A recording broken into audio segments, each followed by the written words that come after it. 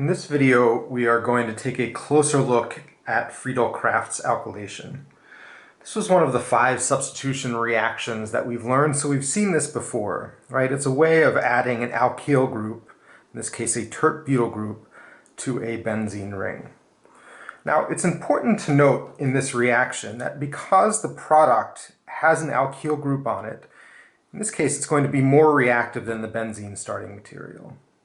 As a result, we would expect to see some polysubstituted products. Most notably, we would see the para-ditert-butylbenzene, where substitution occurs in the para position.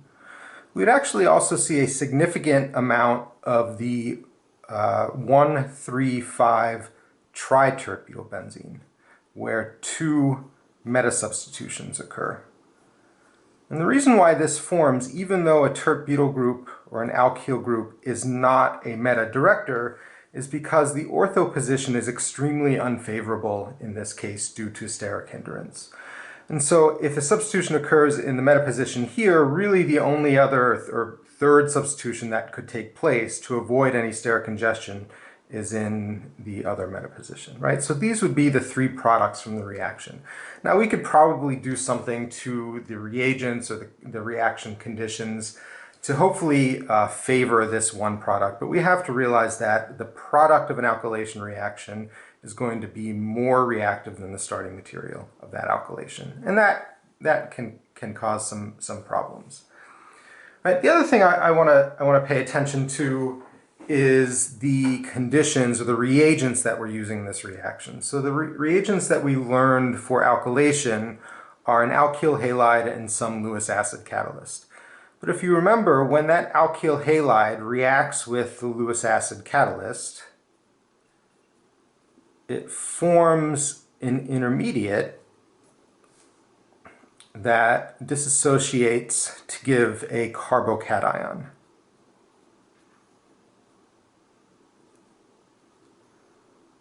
Right, so that bond breaks, the electrons are given back to chlorine, and we form our carbocation electrophile and aluminum tetrachloride. Since this is the electrophile for the reaction, it seems to reason that any 2 reagents that will react to give us a carbocation intermediate will allow this reaction to proceed. So these are not the only conditions that allow alkylation to occur. Right? If we want a carbocation, perhaps one of the easiest ways to get a carbocation is to take an alkene. In this case, we'll take isobutene and treat that with a strong acid. And what happens is that the alkene gets protonated by the acid. The proton ends up on the terminal carbon, and in this case, we're going to form the more stable tertiary carbocation. All right, so just keep that in mind, that this is not a singular condition that allows alkylation to go.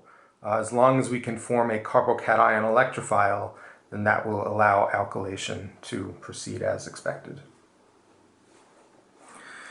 Now, one complication with Friedel-Crafts alkylation beyond this polyalkylation issue is that if we want to get a product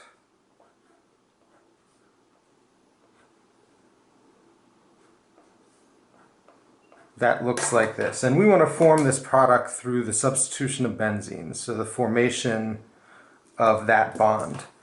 What we would think about doing is taking benzene,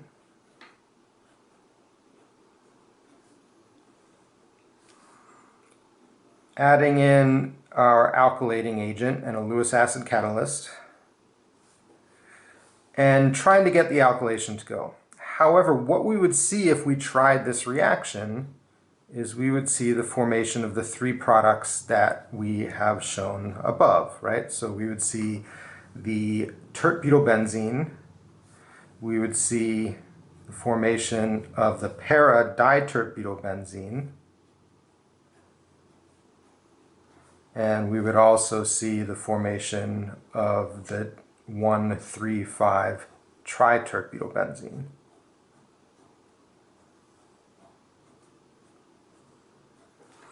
Right, and that's interesting because as you can see, the electrophile that we're using, right, or the alkyl halide that we're using is different than the alkyl halide that we used above. So what's happening here? Well, when these two react,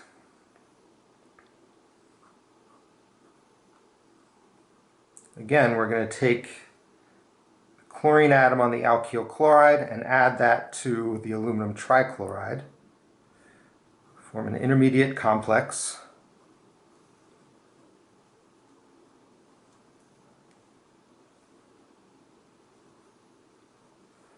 Which is then going to separate and form, in this case, a primary carbocation. Well, if we're forming a primary carbocation, this is going to quickly rearrange to give the more stable tertiary carbocation. And then this is serving as the electrophile. So before the benzene can react with this primary carbocation, the rearrangement is going to take place, and so this is going to be the only electrophile available in the reaction. So how do we get around this?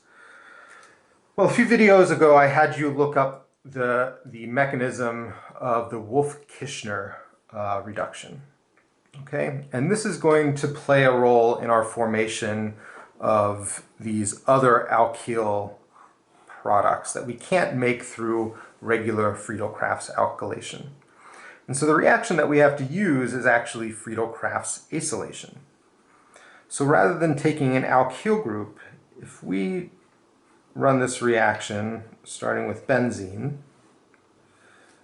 and instead of an alkyl chloride we use an acyl chloride,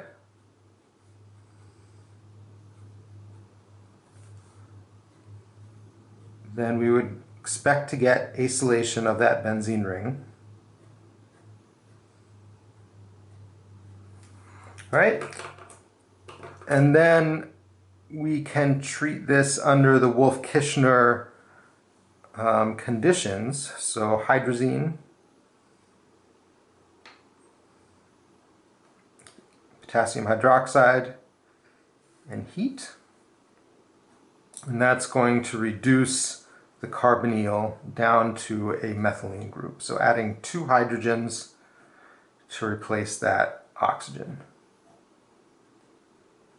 Right? Now we've formed our alkylated product.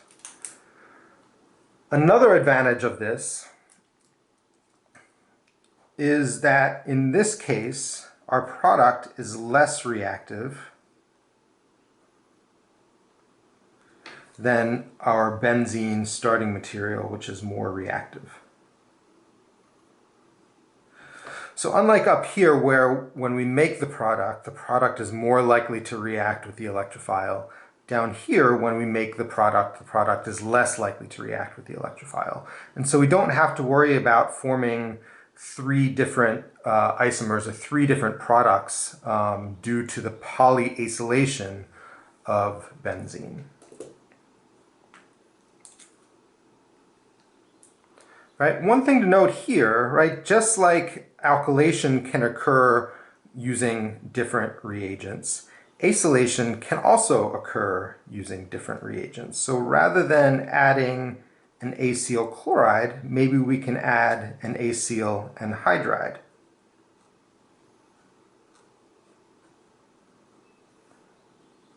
And a Lewis acid.